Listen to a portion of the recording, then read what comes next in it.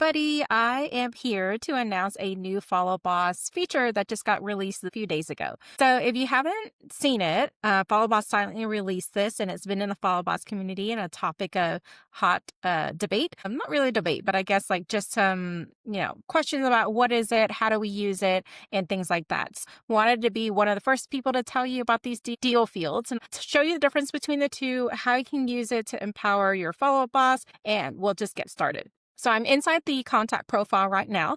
My favorite test Brad Pitt is right here. And if you have never used it before, we're looking at the deals feature, which is on the right-hand side. Now, I have rearranged my Follow Boss, so my deal actually shows up to the very top, and that's why you'll see it here. Most of the time, your deals will be probably down here towards the bottom. If you didn't know, fun trick, you can just drag and drop where you would like the deals to actually sit on top of your right-hand side column. So here I'm looking at my deals section. I already have one automatically created, but if you do not have a deal inside of your contact, you've never used deals before, it's very simple. You can just click this little button here, create a deal, and it'll also pull up these new features so you can see it as well.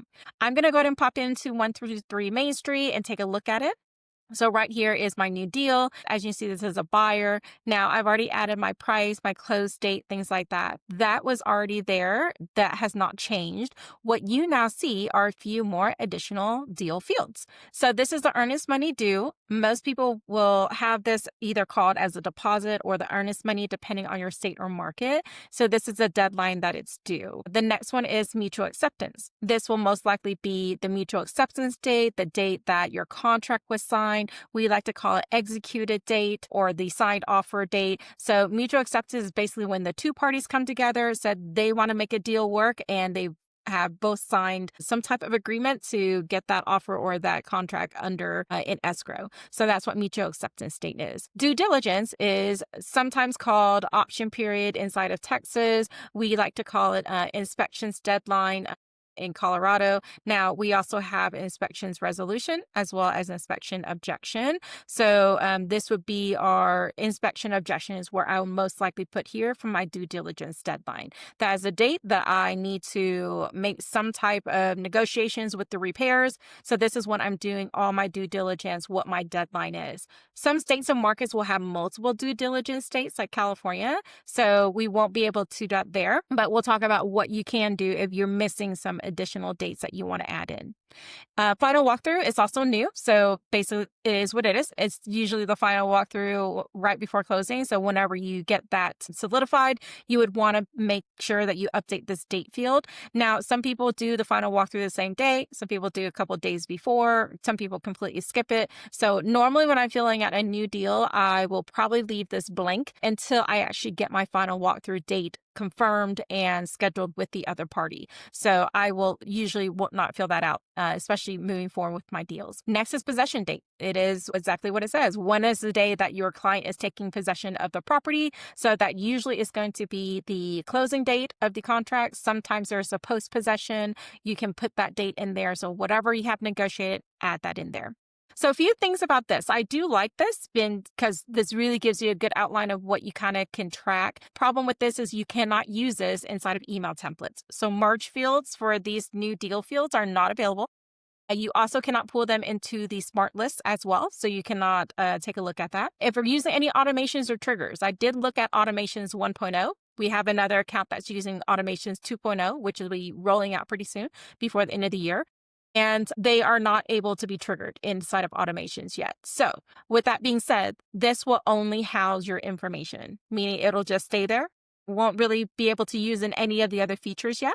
We're crossing our fingers that Follow Boss will make a release later that we would be able to use it in other different templates and different features inside Follow Boss. But as of today, you cannot use that yet. Now, if you wanted to say, let's say have additional earnest money, let's say you have a second deposit, additional earnest money that's due that you want to track. You want have additional due diligence dates that you want to track as well. If you have not done so before, I would say use your custom fields, your deals custom fields still. You would be able to pull this into your smart list with deals custom fields. You can also use that inside of automations to trigger, certain things that happen, like you want to apply an action plan. You want to have a note added. You want a tag added. Those can be triggered off of your deals custom fields.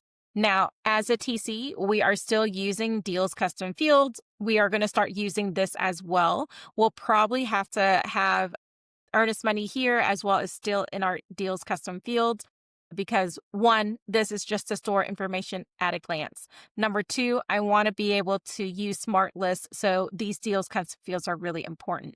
If you want to use that information inside emails, you're going to have to use what we call the contact custom field still. So as you can see, I have my information here. If I open up, I have everything labeled by TC. So there is a field in here that I have for earnest money amount, the days that is due, and the actual deadline, the date that the earnest money is due.